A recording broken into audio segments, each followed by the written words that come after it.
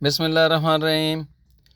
استاد کے نام کی شجرکاری کے قومی دن کے موقع پر یہ پودے ہم پلے گراؤنڈ پاک پتن اور گورنمنٹ ہائی اسکول لاری اڈا پاک پتن میں لگانے کے لیے بھیج رہے ہیں۔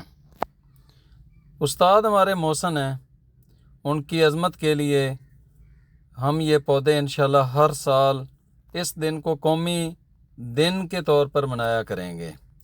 15 فروری جو کہ 2025 کا دن ہے، انشاءاللہ ہم ہر سال استاد کے نام یہ دن کیا کریں گے اور ان کے نام کی باقاعدہ شجرکاری کیا کریں گے۔